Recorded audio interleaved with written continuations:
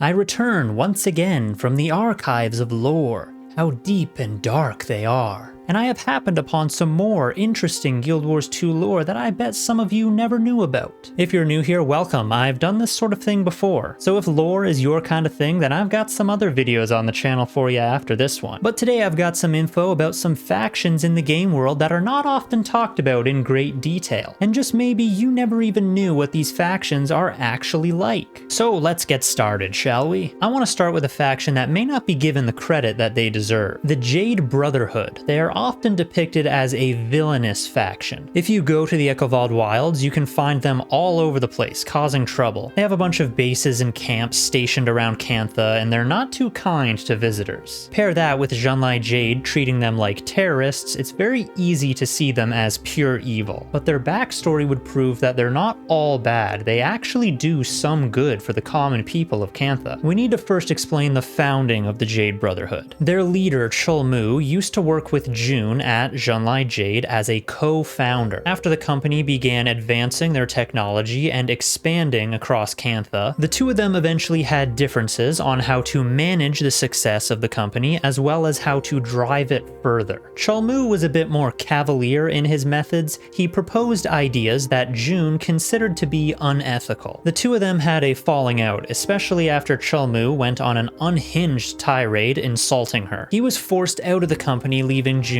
as the sole owner and leader. Chulmu, now on his own, was still a very talented engineer, so he decided to create his own company to rival Junlai Jade. Chulmu began recruiting anyone who wanted to challenge Junlai Jade and their monopoly on the tech market, which as it turns out was a lot of people. Anyone from engineers, alchemists, scavengers were all welcome to join and help in any way they could. Now this did result in hiring some disreputable characters, but either way, anyone was allowed to join regardless of experience. This is where the Brotherhood really starts to make a difference for the common people of Cantha. Being willing to recruit anyone allows opportunities for those who can't pursue jobs in the big city. Technology created by the Brotherhood is usually cheaper since it uses recycled materials, but that also makes the technology more affordable. So even civilians in low-income villages can afford Jade Brotherhood technology, whereas Junlai Jade technology is too expensive for them. The Brotherhood will also pay civilians for bringing them any jade scraps that can be used in their work. If you go and walk through some of the villages in the Brotherhood-controlled areas, the civilians don't seem to be under any distress at all. It almost seems like they're better off with the Brotherhood nearby. That way they're offered technology, jobs, free protection. The Junlai Jade company has framed the Jade Brotherhood to look like a gang of petty thugs. And to be fair, they do play the part by engaging in criminal activity quite a fair bit, but the truth is they do contribute to bettering the lives of those less fortunate Canthan citizens. Even if it is all based off of Chulmu's hate for June,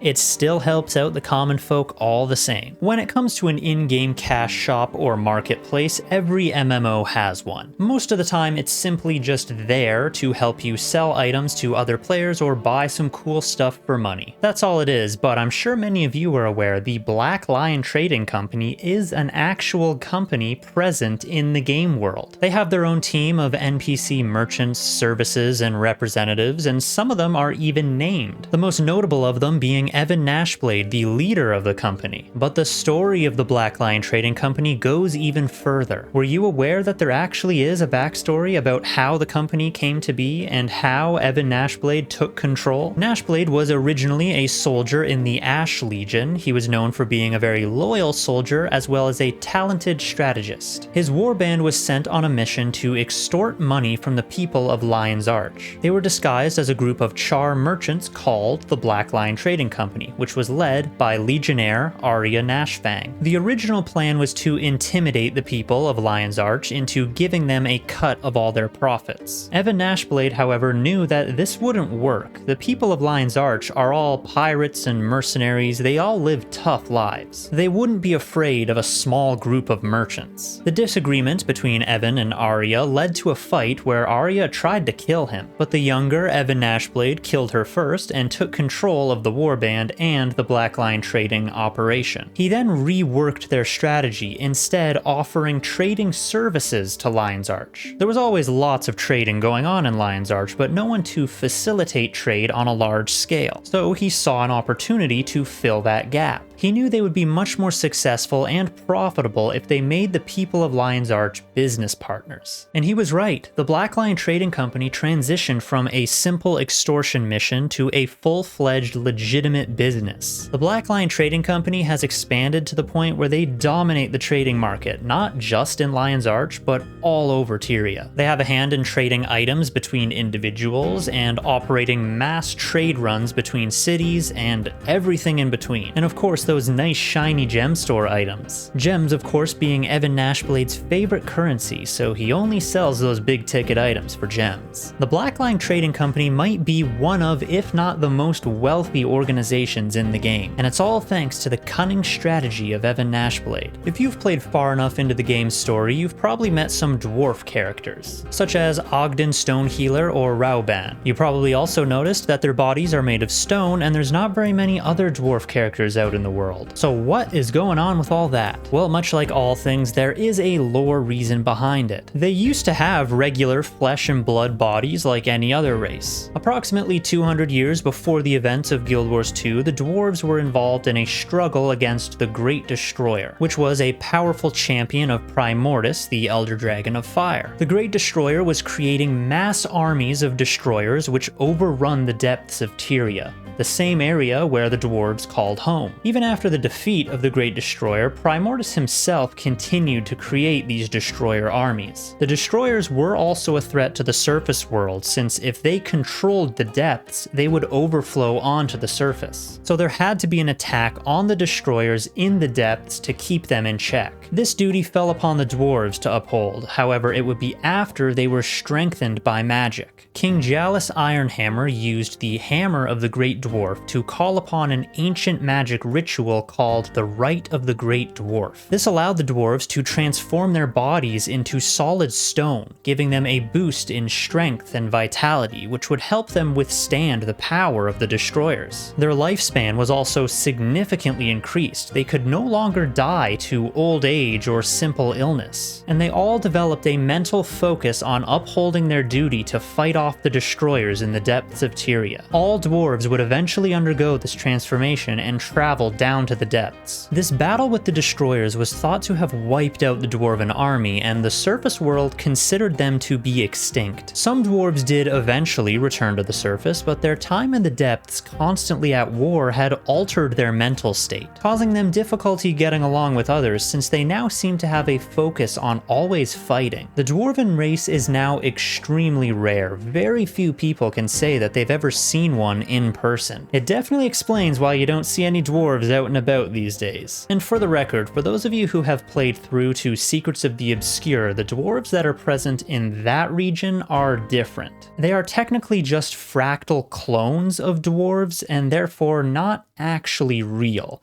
but we can save that discussion for another time. Now let's head on down to Ascalon, to a human settlement, Ebonhawke. Ascalon is the land of the Char, but there is one very substantial human city out there. Have you ever wondered why that is? Why they're there, seemingly cut off from the rest of the human lands? Well, it has to do with the Ascalonian humans and a group called the Ebon Vanguard. Back when the humans controlled Ascalon, they were ruled by King Adalbern, who was obsessed with the war against the Char. There were many small human settlements all across Ascalon. Ebonhawke was one of them, built for its strategic location. The military group supporting King Adalbern was called the Ascalon Vanguard. However, after the events of the Searing, the Ascalon Vanguard became splintered. Adalbern and his son Rurik had differences on how to secure safety for their people. The Vanguard split into those who supported Rurik and those who stayed loyal to Adalbern. Rurik led his followers away from Ascalon towards Kryta in the hopes of finding a new home. The Vanguard that stayed in Ascalon created a group that would go behind behind enemy lines and operate on their own. This group would call themselves the Ebon Vanguard, and they would focus on rescuing human prisoners from the Charr. Gwen Thackeray actually was one of these prisoners who was rescued this way. Around the time the Charr were planning their final attack on Ascalon City, Adalbern ordered the Ebon Vanguard to go to Ebonhawke and fortify it. However, they didn't just fortify it, they significantly developed the whole area, expanding the walls of Ebonhawke,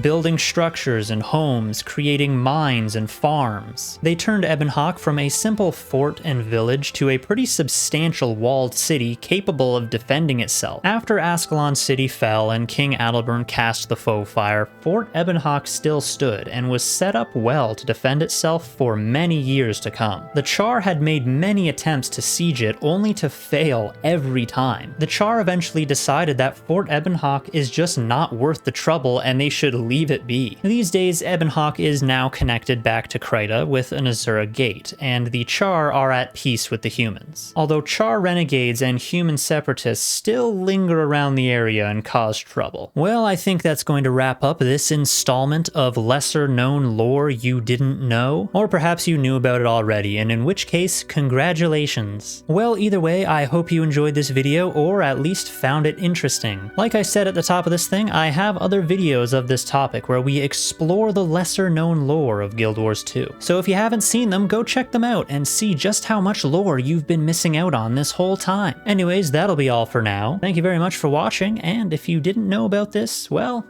now you know.